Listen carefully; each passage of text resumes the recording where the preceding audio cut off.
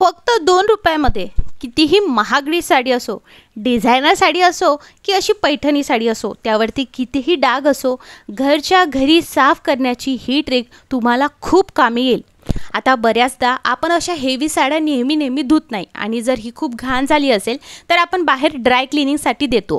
आता बाहेर द्यायचं म्हटलं तर पैसाही तसंच लागतो नाही का. मग आज मी तुमचे पैसेसुद्धा वाचवणार आहे.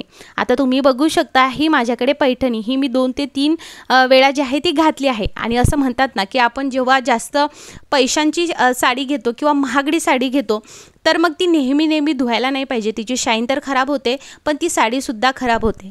मग आता काहीसं असंच ह्या पैठणीसोबतसुद्धा आहे. जशी ही मी पैठणी घेतली तशी मी मोजून 2 वेळा घातलेली आहे आणि त्यामुळे आता ती धुण्यावरती आलेली आहे, त्यावरती डाग झालेले आहेत. मग मला असं वाटलं चला मी पैठणी साफच करत आहे तर तुमच्यासोबतसुद्धा शेअर करते. का? कारण आता लगनसराई सुरू झालेली आहे आणि लगनसराई म्हटलं तर महागड्या साड्या घातल्या जातात, डिझायनर साड्या असो पैठण्या असो. मग त्या साफ कसं करायचा, मग मला असं वाटलं की चला हा एक अगदी योग्य टाईम आहे हा व्हिडिओ शेअर करण्याचा. तर हा व्हिडिओ संपूर्ण बघा, शेवटपर्यंत बघा. आणि हो, फक्त 2च रुपये लागणार आहे बरं का. कोणाकोणाचं तर 1 रुपयामध्ये सुद्धा होणार आहे. सो तुम्हाला सर्वात पहिले मी पैठणीची कशी कंडिशन आहे ते सांगितलं आहे किंवा दाखवलं आहे. तर पैठणीवरती डागसुद्धा झालेले आहेत आणि थोडा चोळामोळासुद्धा झालेली आहे. त्यावरती आता त्याला प्रेसची सुद्धा गरज आहे. मग अशा वेळेस म्हटलं चला आता ही पूर्ण आपण साफच करूयात. तर बघा, डिझायनर साडी पण असेल तर त्यासाठी सुद्धा काही टिप्स सांगणार आहे आणि पैठणी साडी असेल तर त्यासाठी सुद्धा टिप्स सांगणार आहे. मी इकडे बकेट घेतले आहे आणि त्यामध्ये मी पाणी घालून घेतलं आहे. नॉर्मल टेम्परेचरवरचं पाणी घालायचं आहे, गरम पाणी घालायचं नाही. डिझायनर साडी असेल किंवा पैठणी दोन्हीसाठी सेम प्रोसेस आहे. पुढे चालून डिझायनर साडीसाठी वेगळी प्रोसेस असणार आहे, ते मी तुम्हाला समोर सांगणार आहे. तर इकडे बघा मी घातलेला आहे शॅम्पूचे साधारणतः 2 पाउचेस मी इकडे वापरले आहे. 1 रुपयाचं भेटलं. आता शॅम्पू जेवढा माइल्ड असेल तेवढं चांगलं, त्यामुळे माइल्ड शॅम्पूचा वापर करा. आता इकडे जर जास्त घाण झाली नसेल तर फक्त 1 रुपयामध्ये तुमचं काम होणार आहे. आता ही साडी जी आहे ही मी पहिल्यांदा धुती आहे. खरं तर ही मिठाच्या आणि तुरटीच्या पाण्यात धुवायला पाहिजे होती, पण मला तुमच्यासोबत शेअर करायचं आहे की साड्या तुम्ही कशा पद्धतीने मेंटेन करायचा. त्यामुळे म्हटलं चला तुमच्यासोबत हे सगळं अशाच पद्धतीने शेअर करते. आणि तसंही त्या साडीवरती डाग वगैरे झाले होते तर म्हटलं चला आपण अशाच पद्धतीने तिला क्लीन करूया. तर तुम्हाला ह्या शॅम्पूच्या पाण्यामध्ये ही साडी बुडवून ठेवायची आहे साधारणतः 30 मिनिटे. आता बघा, ब्लाऊजचा कलर वेगळा असेल आणि साडीचा कलर वेगळा असेल तर अशा वेळेस ब्लाऊज हे वेगळ्या पाण्यामध्ये भिजू घालायचं. तिथे अर्धा 1 पाऊच जे आहे शॅम्पूचं ते वापरायचं आणि वेगळंच ठेवायचं. आणि ब्लाऊजसुद्धा सेम पद्धतीने तुम्हाला वॉश करायचं. बऱ्याचदा आपण साड्या एक वेळ वॉश करत नाही, पण नेहमी आता गरमीचे दिवस आहे त्यामुळे आवर्जून ब्लाऊज हा कितीही महागडा असला तरी नेहमी साफ केला पाहिजे. आता बघू शकता 30 मिनिटं आपण यामध्ये ठेवलं तर काय होईल, यावरती जे काही डाग वगैरे असतील किंवा काही बऱ्याचदा आता आपण लग्न सराईमध्ये जातो तर तेलकट वगैरे असतं. आता जेवणामध्ये तर काही पडलं वगैरे तर तेलकट डाग होतो, ते डागसुद्धा जातात. म्हणून आपल्याला 30 मिनिटं स्ट्रिक्टली जे आहे हे भिजत ठेवायचं आहे. आता तुम्हाला एक गोष्ट अजून सांगते. आता आपण यामध्ये शॅम्पू वापरला आहे ना, त्या कारणाने काय होईल, याचा जो काही शेड आहे साडीचा तो डाऊन होणार नाही. त्यामुळे आपण इकडे वॉशिंग पावडरचा वापर केला नाही. आता 30 मिनिटं झाले.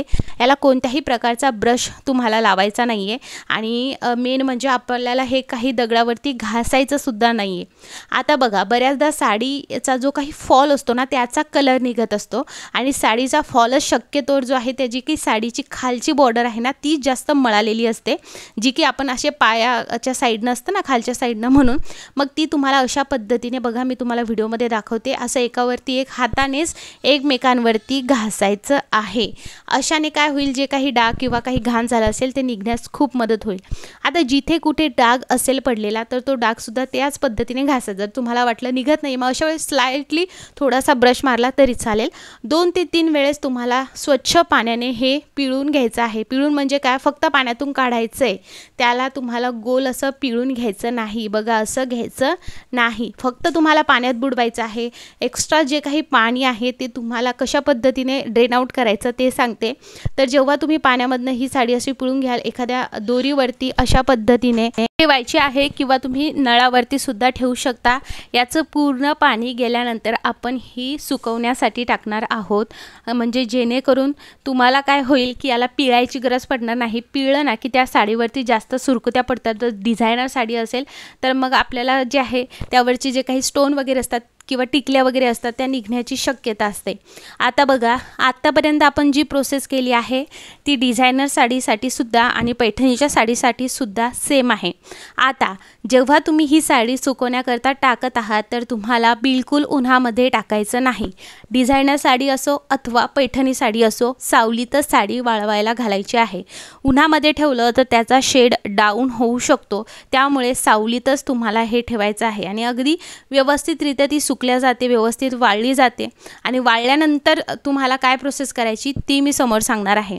आता जी काही डिझायनर साडी आहे तिची प्रोसेस इथपर्यंतच आहे. नंतर तुम्हाला डिझायनर साडीला प्रेस वगैरे करायची काही गरज नसते, पण मात्र पैठणीला तुम्हाला प्रेस ही लागतेच. तर आता असं केल्याने काय होतं, शॅम्पूचा वापर केल्याने याचा शेड डाऊन होत नाही, त्याचबरोबर उन्हात आपण वाळवत नाही आहोत त्यामुळे सुद्धा याचा शेड डाऊन होत नाही. आणि वर्षानुवर्षे ह्या साडीचा ज्या पद्धतीने शेड असतो अगदी तसाच राहतो. आता सावलीमध्ये मी व्यवस्थित ही साडी जी आहे ती वाळवून घेतली आहे आणि तुम्ही इकडे बघू शकता आता त्यावरती भरपूर अशा सुरकुत्या आहेत.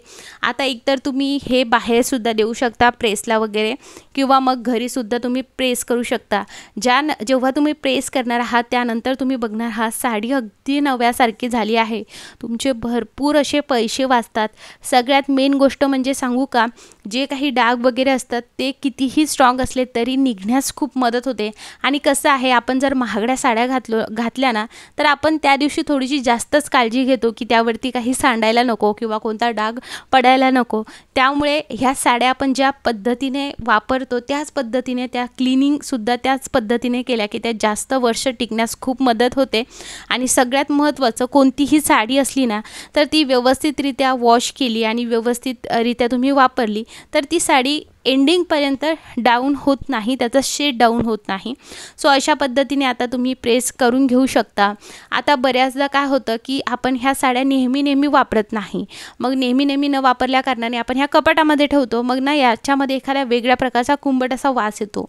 मग तो वास नको यायला म्हणून काय करायचं, एखादा न्यूजपेपर घ्यायचा आणि न्यूजपेपर साडीमध्ये ठेवायचा. जर तुम्ही न्यूजपेपर साडीमध्ये ठेवला तर तुम्ही कितीही महिने जरी झाले ती साडी नाही वापरली ना तरीही त्याच्यामध्ये कुंबट वास येणार नाही. बऱ्याचदा लोक डांबर गोळी टाकतात, पण मला डांबर गोळीचा स्मेल पर्सनली कपड्यांवरती आवडत नाही. त्यामुळे मला असं वाटलं ही जी काही टिप आहे ती तुमच्यासोबत शेअर करावी. सो तुम्ही इकडे बघू शकता साडी अगदी परफेक्टली डन झाली आहे. प्रेस मला व्यवस्थितरित्या येत नाही, त्यासाठी रिअली मला थोडंसं एक्सक्यूज मी, कारण मला इंटरेस्टच नाही या गोष्टीमध्ये, पण मी केली आहे. सो अशा पद्धतीने तुम्ही तुमच्या साड्या नक्की फक्त 2 रुपयामध्ये साफ करू शकता. तर मंडळी, हा व्हिडिओ बघितल्याबद्दल खूप आभार आणि सगळ्या महिलांपर्यंत हा व्हिडिओ पोहोचवा. धन्यवाद.